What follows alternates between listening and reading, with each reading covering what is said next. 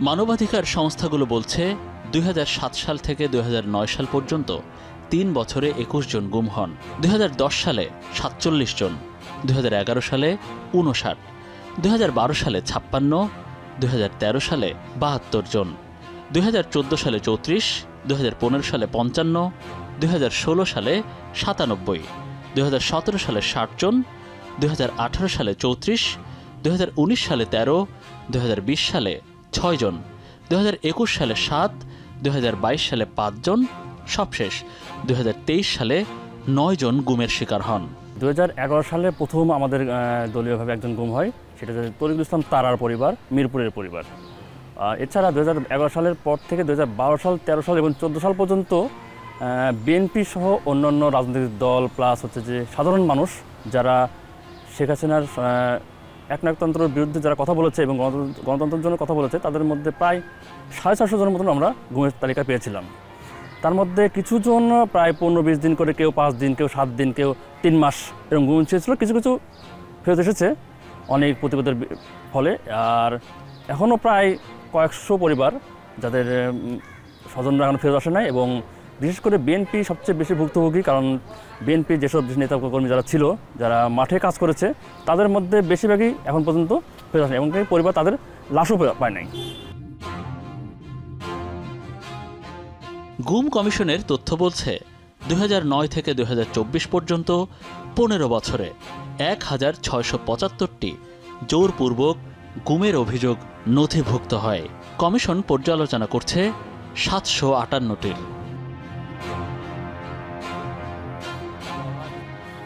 এই গুম হওয়া পরিবারগুলো আইনি সংগ্রামে রয়েছে।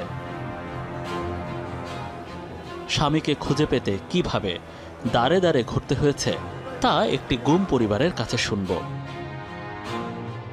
খালিদ হাসান সোহেল ছাত্রদল নেতা, ২০১৩ সালে গুম হন। তার স্ত্রী সন্তানকে শোনাচ্ছিলেন বাবা গুমের গল্প। আবার কিছুক্ষণ এখানে থেকে আবার মন মানতো না, এরা আবার বলতো না এখানে আনে নাই, হয়তো ডিবি অফিসে রাখছে, আবার এখান থেকে এদের কথা শুনে আবার চলে যেতাম। তখন তো বুঝে উঠতে পারি নাই আসলে কোথায় গেলে উত্তরটা পাবো, কোথায় গেলে তোমার বাবার সন্ধানটা পাবো। এভাবে তো আমরা মানে ওই কয়টা দিন পরপর শুধু দৌড়াই গেছি রাস্তায় রাস্তায়। এই পরিবারগুলো অভিভাবকহীন, বেশিরভাগের অর্থনৈতিক অবস্থা শোচনীয়। তাদের জীবন কিভাবে চলে তার গল্প শুনব। চলিয়ে আমাকে জিয়া ফাউন্ডেশন থেকে ৩,০০০ টাকা করে দেওয়া হয়, আর দেশমাতা ফাউন্ডেশন থেকে ৪,০০০। এই টাকা দিয়েই আর আমি ওদের শুধু টিচারের টাকাটা ওঠে না, আমার ছেলেরও সুদের টাকাই তো লাগে অনেক। তাই যে আমি বাসায় আমার মার বাড়িতে ছিলাম ২০২০ সাল পর্যন্ত। ১৬ সালে আমার বাবা মারা যায়, তারপর থেকে আর তো আমার আম্মা ২০ পর্যন্ত দেখছে। তারপর ২০ সালের পর আমি আমার ছোটো বোনের বাসায় চলে আসছি, বোন নিয়ে এসছে। 2 ছেলে মেয়ে নিয়ে এখানে, মানে এই টাকাটার পরে যা খরচ হয়, যা যেখানে লাগে আমার বোন জামাই দেখে। ভাই নাই, ওই ভাই হিসাবে একটা ভাই পাইছি। আর ছোটো বোনের শ্বশুর বাড়িতে বড় বোন 2 বাচ্চা নিয়ে থাকা কত কষ্টের, বোঝানোর মতো না। সোহেলের পরিবারের আইনি সংগ্রাম রয়েছে। অবশেষে বিচার কি হবে? গুম হওয়া পরিবারগুলো আইনি সহায়তা পাওয়ার চেষ্টা করেছে, কিন্তু দীর্ঘ সময় ধরে কোনো কার্যকর পদক্ষেপ নেয়নি প্রশাসন। এক্সট্রাজুডিশিয়াল কিলিং থেকেও গুমকে আরও ভয়াবহ বলা হয়, কারণ এক্সট্রাজুডিশিয়াল কিলিংয়ের পরে ফ্যামিলিগুলি ভিকটিমের লাশটা পায়, তাকে কবরস্থ করা যায়, তার সম্পর্কে ধর্মীয় রীতিনীতি পালন করা যায়। এমনকি ওই এক্সট্রাজুডিশিয়াল কিলিংয়ের শিকার ব্যক্তির ব্যাংক অ্যাকাউন্ট থেকে তার পরিবার সেই ফ্যাসিলিটিটি পায় টাকা তোলার।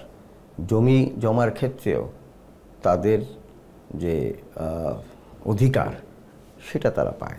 কিন্তু গুম এমন একটা জিনিস যে এই গুমের শিকার ব্যক্তিদের পরিবার তারা সমস্ত ফ্যাসিলিটি থেকে বঞ্চিত। এবং আর যেই লোকটা গুম হয়েছে সেই লোক যারা পরবর্তীতে আপনারা জানেন যে বের হয়ে যেছে, স্টেটমেন্ট দিয়েছে, তাদেরকে যেভাবে রাখা হয়েছে সেটার বর্ণনা তো আপনারা জানেনই, যার ফলে আপনি জেলখানার সাথে আর আয়নাঘর নামে যে সমস্ত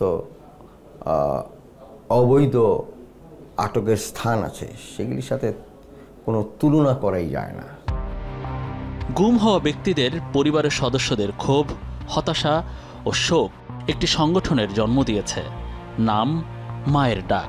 এটি একটি শক্তিশালী সংগঠন যারা গুম হওয়া পরিবারের সদস্যদের কষ্টের বিরুদ্ধে সংগ্রাম করছে। 5ই আগস্টের পরে আমাদের হয়তো ট্রমাটা অনেক বেশি বেড়ে গেছে, কারণ আমরা জানি না আমরা যেই আশা বা এই স্বপ্ন নিয়ে আমরা মানে এগিয়ে যাচ্ছিলাম, আন্দোলনে ছিলাম, রাজপথ ছাড়িনি আমরা ফ্যাসিস্ট হাসিনার রেজিমের সময়। 5ই আগস্টের পরে আসলে সেই জিনিসটা হয়ে গেল যে অনেক বেশি ভারী, অনেক বেশি ভয়ঙ্কর আমাদের জন্য।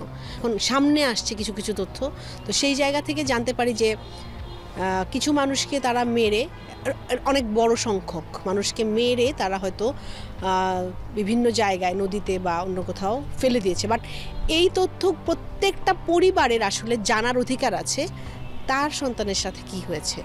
একটি আন্দোলন যা চুপ হয়ে থাকা শত শত পরিবারের মানুষকে ভাষা দিয়েছে এবং তাদের অধিকারের জন্য রাষ্ট্রকে চাপ সৃষ্টি করেছে।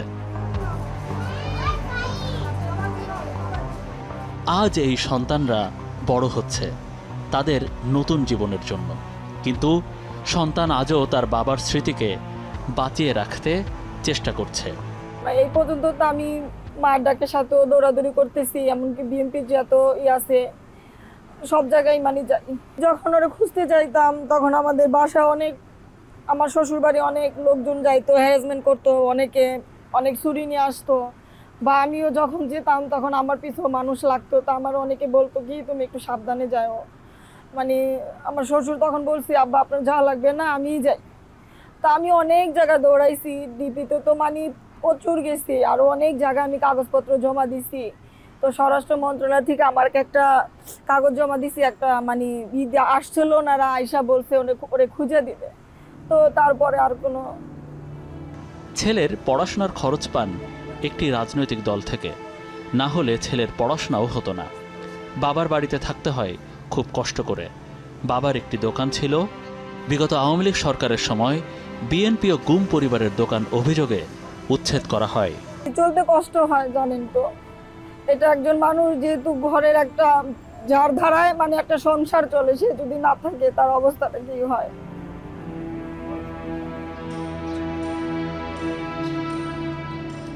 এই গুম পরিবারগুলোকে আর্থিকভাবে সহায়তা করে থাকে আমরা বিএনপি পরিবার নামে একটি সংগঠন। তারা গুম, ক্রসফায়ার, জুলাই আন্দোলনে নিহত পরিবারগুলোকেও আর্থিক সহায়তা দিয়ে থাকে। প্রায় 600 পরিবারকে প্রতি মাসে এই সহায়তা দেওয়া হয়। জনাব তারেক রহমান শুধুই খুন গুম না, উনি অনেক আগে থেকেই আমাদের বাংলাদেশের শুধু দলীয় না, অনেক নির্যাতিত, নিপীড়িত এবং দুস্থ মানুষের পাশে দাঁড়াই।